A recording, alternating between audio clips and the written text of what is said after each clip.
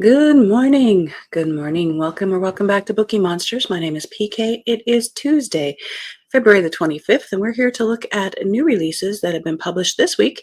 And on Tuesdays, we look at crime fiction and thrillers, so the darker side. Quick announcements. I do not have sprints tonight. Steve, I mentioned, broke his wrist last week. And instead of putting on a cast yesterday, as they were hoping, he has to have surgery today on his wrist. And it's going to be late in the afternoon. And when I can pick him up and take him home runs into our sprinting time. So our next sprints will be on Thursday at our regular time. I just can't do them tonight.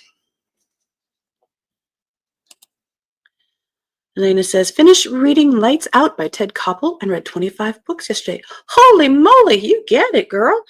Yay, congratulations. Woo, good job. Hope you're doing okay. Sounds like you're doing good. And now I'm going to read 30 books to achieve my reading goal. That is an amazing goal. Sounds like you can hit that goal too. You are great. Good. I will make my coffee at 5:05 this morning with almond milk. I like coffee with milk like that in the morning too. That sounds very good.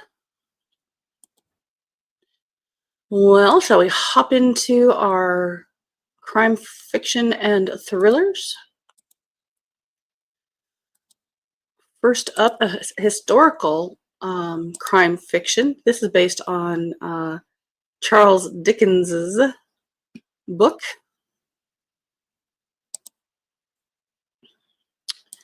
This is called Fagin the Thief by Alison Epstein.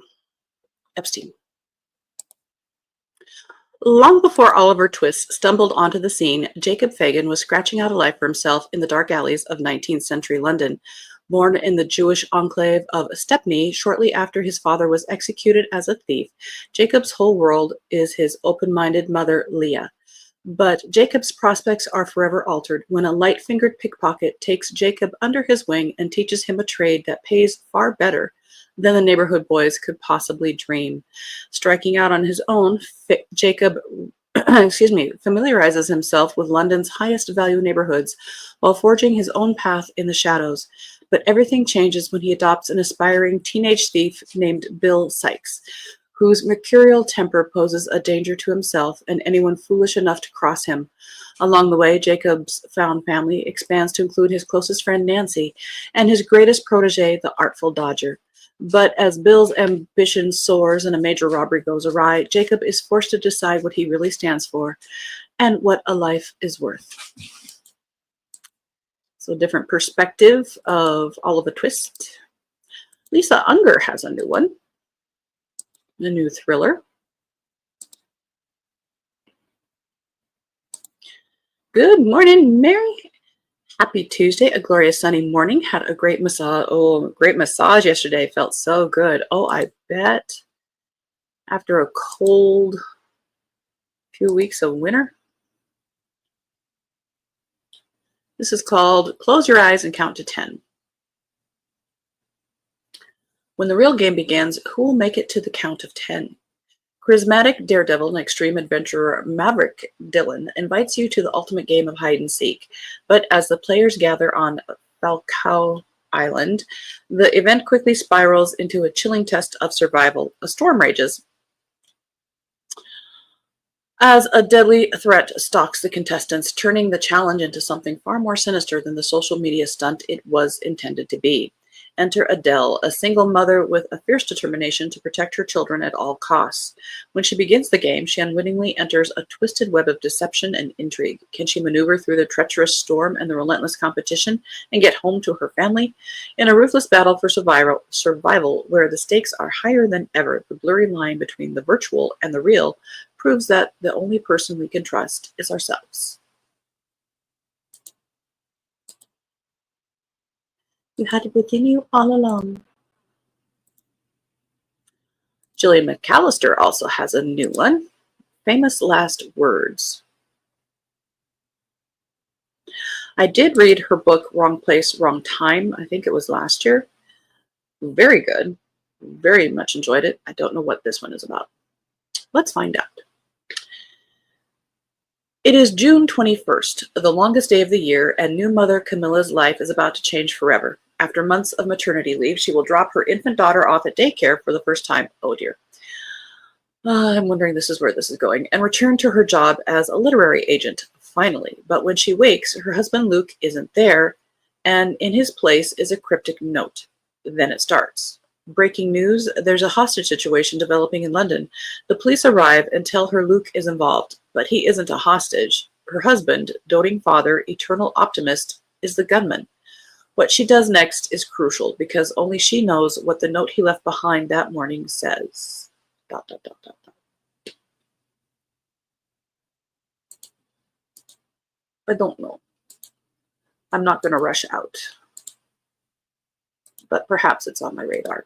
Creep, a love story. And Elena says, good morning to Mary. This is by Emma von Straten. Alice and Tom are made for each other. Deeply connected, they share a flat in London, go to galleries together, enjoy the same books and wine. They even share a toothbrush. It's all picture perfect. Except Alice and Tom have never met. Alice has been cleaning Tom's apartment, every Wednesday for a year, with every smudge wiped from his coffee cup, every multivitamin counted in the jar. Alice spirals deeper into infatuation, imagining a love so powerful it might erase a lifetime of self-hatred and loneliness. But as Alice prepares for the moment when she and Tom will finally meet face to face, she discovers that love might not be the cure she thought it was. Instead, the line between fantasy and reality becomes even ever more blurred, shattering everything Alice thought she knew. Oh my. Sharing a toothbrush, and he doesn't even know. Ew! End of row 1. Something in the Walls by Daisy Pierce. Newly minted child psychologist Mina has little experience. In a field where the first people called are experts, she's been unable to get her feet wet. Instead, she aimlessly spends her days stuck in the stifling heat waves sweeping across Britain and anxiously contemplating her upcoming marriage to careful, precise researcher Oscar. The only reprieve from her small, close world is attending the local bereavement group to mourn her brother's death from years ago. Oh my. Why did I say that? That is until she meets journalist Sam Hunter at the grief group one day, and he has a proposition for her. Alice Weber is a 13-year-old girl who claims she's been haunted by a witch. Living with her family in their crowded home in the remote village of Banathal, Alice's symptoms are increasingly disturbing and money is tight. Taking this job will give Mina some experience. Sam will get the scoop of a lifetime, and Alice will get better. Mina is sure of it. But instead of improving, Alice's behavior becomes increasingly explicable and intense. The town of Banathal has a deep history of superstition and witchcraft. They believe there is evil in the world. They believe there are ways of dealing with it, and they don't expect outsiders to understand. As Mina races to uncover the truth behind Alice's condition, the dark cracks of Banathal begin to show. Mina is desperate to understand how deep their sinister traditions go and how her own past may be the biggest threat of all. Sounds happy. We're not here for happy. We're here for the darker side of crime. The Younger Woman by Kate Ray. Gabby and Fred have just begun to adapt to their new life as empty nesters when Gabby makes a stunning realization. She can't stand her husband. One night at a bar, Gabby meets an enigmatic drinking game younger woman named Ellis, and in a haze of drunkenness, she confesses that she wishes Fred dead.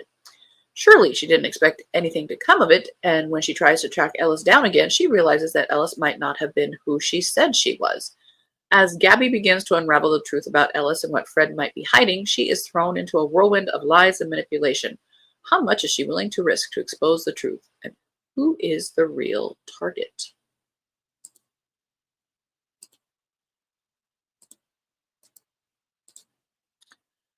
Notes on Surviving the Fire by Christine Murphy.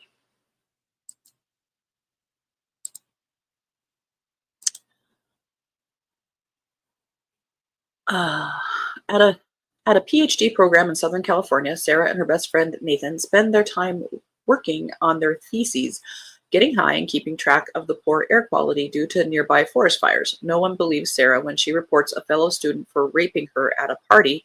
He's such a good guy. And the Title IX office simply files away the information, just like the police. Nathan is the only person who cares. When Sarah finds Nathan dead of an overdose from a drug he's always avoided, she knows something isn't right. She starts investigating his death as a murder, and as the pieces fall into place, she notices a disturbing pattern in other student deaths on campus, etc.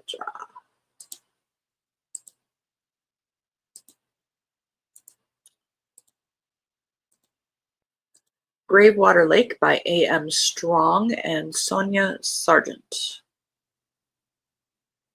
She wakes on the shore of a remote lake in the middle of the night, freezing and afraid. With no memory of who she is or how she got there, she stumbles frantically toward the lights of a house. The handsome stranger who lives there is shocked to see a woman on his doorstep and takes her in.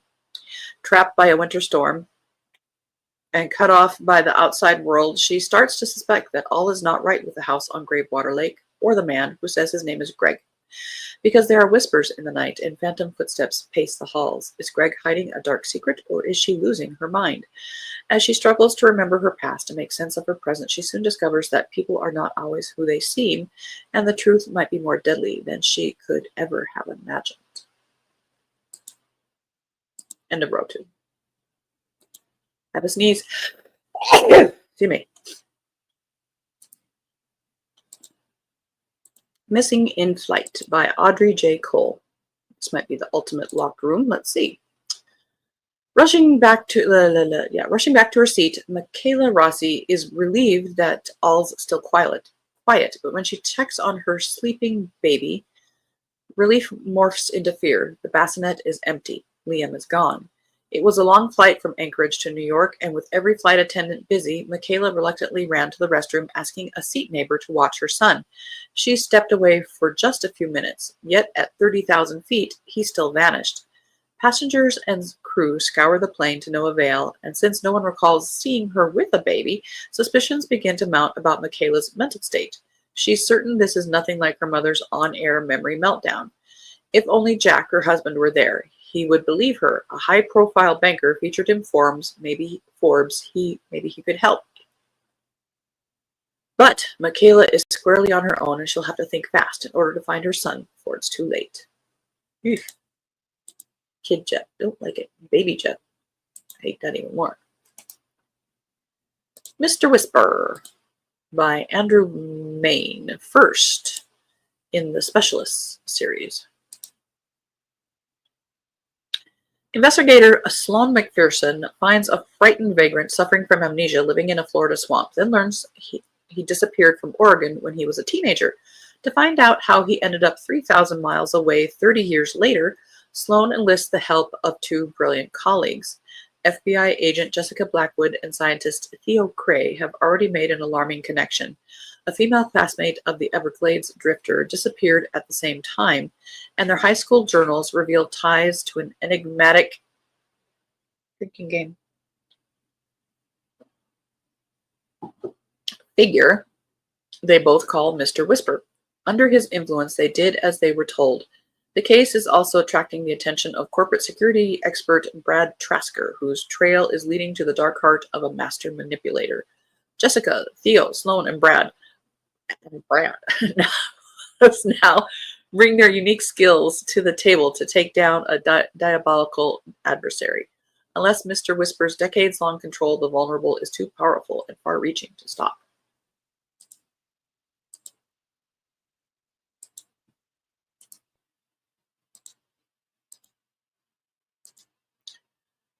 Name Not Taken by Madeline Henry.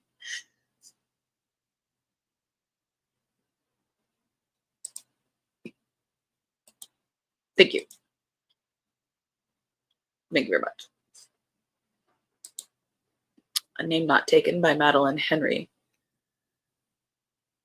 Devon Farrell and Richard Belmont are engaged in love, and I hope so if they're engaged, and from 2 different worlds. Devon is as eager to please Richard's elite parents as she is to leave the traumas of her childhood behind. After all, the Belmonts are her family now. But being brought into the fold is unbalancing her. There are the piercing stares from Richard's brother, the confounding whispers about Devon's moods and health. It's as if the Belmonts are looking for reasons to reject her, to fill her with self-doubt and put her on edge. It's working. And no one seems to be on Devon's side, not even Richard. Are the Belmonts right to be concerned about Devon, or are they waging a psychological battle against her? The truth is getting darker because the mind games have just begun.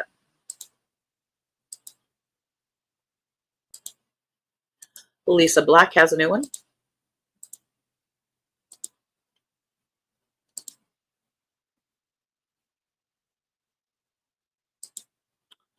Not who we expected. Fourth in the Lockard Institute thrillers. The two crime experts are enlisted by legendary rock star Billy Diamond to find his missing daughter. A level-headed student at Yale, Devon left 6 months earlier with her boyfriend, Carlos, for a career development retreat in Nevada. Her calls and notes become less frequent until they stopped. Billy wanted to give his daughter space, but after learning Carlos's body was found a few miles upstream from the ranch, he needs answers. Rachel and Ellie hatch a plan. As Ellie goes undercover, Rachel will work with Billy to find out about Devon. But Rachel has a second agenda, to find out why Billy seems so familiar with her late sister Isis, whose little boy Rachel is raising. The music idol is hiding something, but what? He's the baby daddy.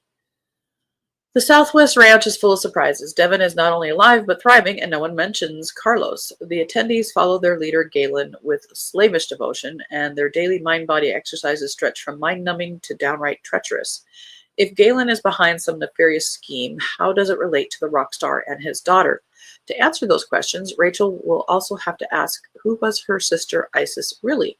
The answers will draw Ellie and Rachel deeper into danger. In Billy's world and in Galen's, the living, the missing, and the dead all have secrets. End of row 3.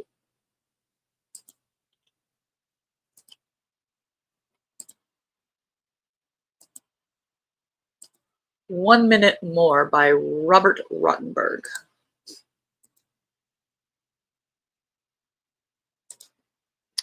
Mary says, some big names today. Absolutely. Swank, hello. Howdy, everybody. Happy chocolate-covered nuts day. Well, that is a good day to celebrate. And Mary says, hello. Letting us know what special day it is each day. Thanks for sharing. And we need to rush out and get some. 1 minute more. It's a long-shot mission. No one thinks much of the information the Toronto Chief of Police receives from a mysterious source. A would-be assassin is about to cross the border into Canada to kill the heads of the 7 most powerful countries in the world. So it's a G7. Undeterred, he sends young police officer Ari Green to a sleepy Quebec-Vermont border town to investigate. During a festive and colorful July 4th parade, Green spots his unlikely target and gives chase across borders and boundaries.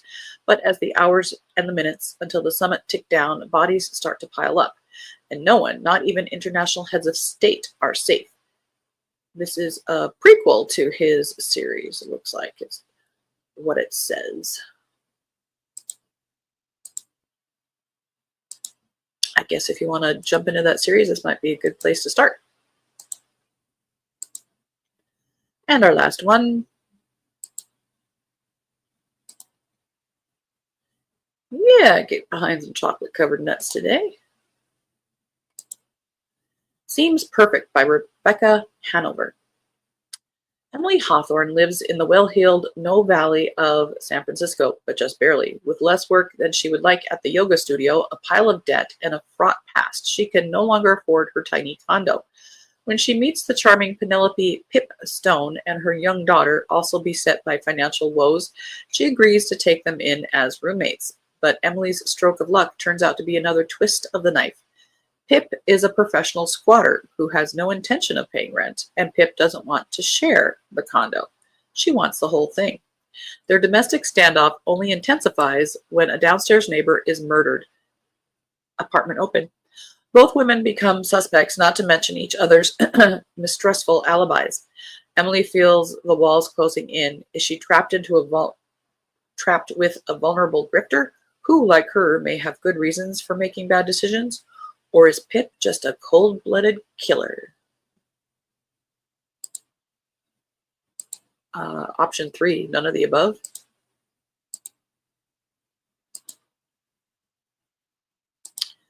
We did. I don't know what was going on there.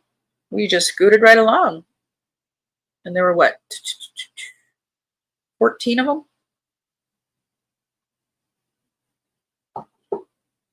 So tomorrow we'll be looking at romance. Quick announcements again. I will not be having any sprints tonight. Steve is going to have surgery on his wrist late in the afternoon, scheduled for 4 o'clock, which means picking him up will be running into the usual sprinting time. So tonight is canceled. Our next sprints are on Thursday at our regular time, 8 p.m. Eastern. So I apologize for that, but they want to get going on that surgery. It's outpatient surgery, but he's not allowed to drive, so I will be his chauffeur. All right. Elena says, thanks, have a great day. You too, baby. Don't be a bookworm, be a bookie monster. Nom, nom. Absolutely. You got it, girl. We will see you tomorrow. Good deal. And I think, Mary, I spotted at least one book with a pretty dress, so we'll see. Thank you so much, everybody, for tuning in. Again, I apologize for tonight. Mary says, oh, sorry to hear about surgery. It must have been a more complicated break than first thought. Wishing him best in duty. Thank you very much. Well, from what I understand, because I wasn't with him, but it was a clean break across the wrist, but there's like a cap at the top of the bone that is drifting. And if it drifts too much, ultimately, it needs to be done now. Good luck today. Thank you very much. Hope to see you later. I need to rush off and grab some groceries. And Lena says, good luck today too. Thank you very much, sweetie. All right. And as Elena reminded us, hope you have a good day. And as we say here, don't be a bookworm, be a bookie monster. Nom, nom, nom. Have a good day. God bless.